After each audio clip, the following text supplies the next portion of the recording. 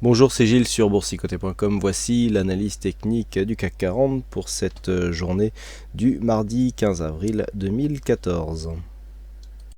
Et un soufflet qui retombe suite à la bougie que nous avions eue hier, puisque malgré ici une ouverture proche des plus hauts de la veille, malgré une cassure ici de cette zone qui nous promettait des objectifs sur cette zone des 4420 avec un comblement probable du gap, tout cela est retombé. Alors un petit peu suite à l'évolution de la crise ukrainienne, et donc on est revenu ici tester la zone basse de cette phase de consolidation avec des cours qui ont continué à baisser suite à la clôture, puisqu'au moment où je vous parle, les futurs cotent environ 4325 points. Donc on teste ici cette zone basse. Alors même si on avait coté cette zone sur le cash, bon, il n'y a rien de grave encore, tant qu'on ne repasse pas ici sous cette zone des 4370 points, la configuration technique reste quasi identique. Du point de vue des indicateurs maintenant, alors nous avons quelque part une configuration qui reste la même, avec un RSI qui est toujours baissier, stochastique qui est toujours ici sur son signal de baisse, lui aussi, accompagné du MACD. Alors par contre, du point de vue des volumes, petite lueur d'espoir, puisque du point de vue des volumes, donc comme je vous l'indiquais, voilà, petite lueur d'espoir, puisque suite à la séance de hausse qui avait donc animé la journée d'hier, on a eu une séance de baisse aujourd'hui, une séance de rechute, mais qui se fait dans des volumes en légère baisse. Donc on est quelque part sur une phase de stabilisation, le retournement n'arrive pas à prendre, mais il n'y a plus a priori de réelle dynamique baissière, même si elle est plus due à des événements géopolitiques qu'à une réelle configuration de marché. Mais cela en fait partie, il faut savoir en tenir compte, avec une légère hausse de la volatilité. Donc du point de vue de la configuration technique, quelque part, on a marqué ici un mouvement haussier, on avait un avalement, on avait énormément de choses, et on retombe ici aujourd'hui. Alors pour l'instant, l'avalement n'est pas encore invalidé totalement, il faudrait repasser ici sous cette bougie, 4318 points. On en est proche sur le futur, mais pour ce qui est du cash, il n'est pas encore invalidé. Donc tant que l'on reste ici dans cette zone et qu'on ne dépasse pas le retracement des 61,8%, la configuration n'est pas changée. On est toujours ici sous l'impulsion de cette phase de hausse, et ici à ce niveau, une phase de consolidation. Alors il y a une petite aparté que nous avons eu sur le chat dans la journée. On demandait par rapport au comblement du gap.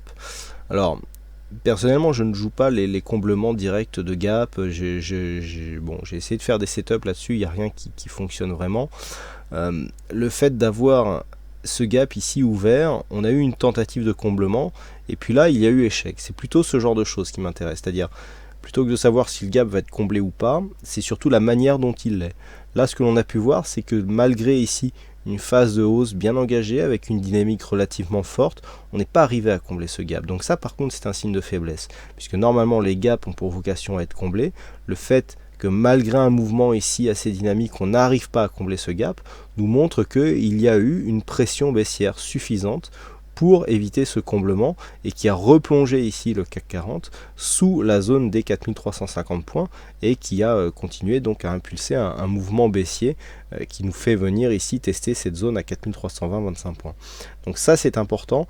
Après, le fait de savoir s'il sera comblé ou pas, je vous le dis honnêtement, pour moi c'est assez secondaire.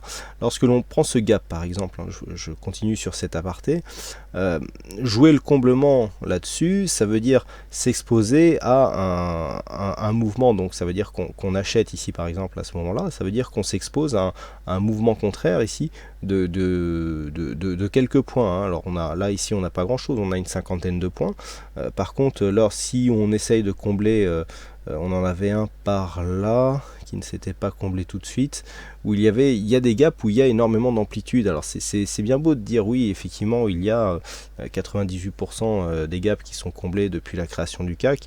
Il suffit qu'il en reste un et puis qu'on fasse 1000 points dans un mouvement contraire pour que ça engloutisse toutes les plus-values qu'on ait fait sur tous les autres comblements de gap qu'on a pu jouer d'ici depuis. Donc il n'y a rien de réellement automatique. Moi, ce qui m'intéresse surtout, c'est de voir, notamment lorsqu'il y avait eu le comblement de ce gap, ici on avait vu que on avait eu du mal à le combler, mais qu'une fois que ça avait été fait, on était reparti bien à la hausse.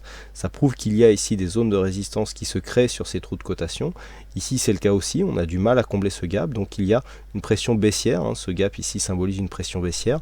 Tant qu'on aura du mal à le combler ici, ça voudra dire qu'on n'aura pas assez de force pour vraiment impulser un nouveau mouvement haussier, et que, eh bien, a priori, on pourrait encore descendre beaucoup plus bas. Il n'y a rien d'automatique, hein. Voilà, je referme la parenthèse. Donc sur la configuration technique, hein, comme je vous l'indiquais, tant qu'on reste ici au-dessus de cette zone, eh bien on reste dans une zone 50-61-8, phase de consolidation, je dirais même objectif de consolidation. C'était une zone qui était tout à fait envisageable suite à la rupture ici de cette dynamique. Et donc pour l'instant il n'y a rien de grave, ça ne change rien par rapport à la configuration technique. Par contre, le fait ici, ça sera toujours cette zone qu'il faudra surveiller, hein, donc cette zone 4383, ici 4420,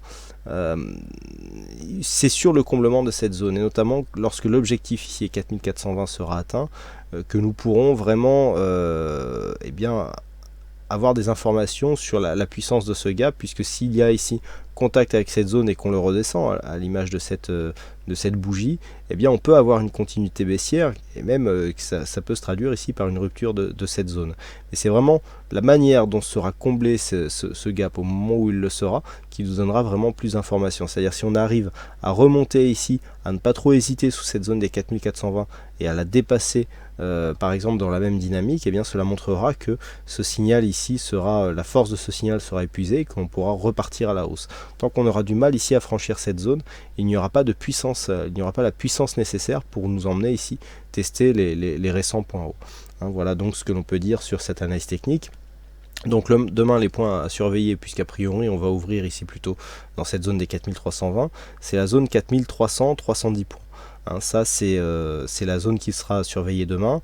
On a ici une zone de support qui devrait normalement nous donner des réactions. S'il y avait cassure de cette zone, eh bien on casserait ici un support significatif, et surtout on casserait le retracement des 61,8% de Fibonacci. Prochain objectif se situerait aux alentours des 4183. Hein. Là on est à 4300, là on avait testé 4383, et bien là le plus bas de cette bougie il est 4183, donc ça nous fait quand même 200 points de baisse.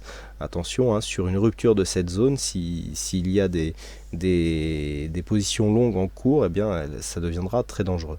Il y a ici énormément de points d'invalidation pour une poursuite du mouvement haussier.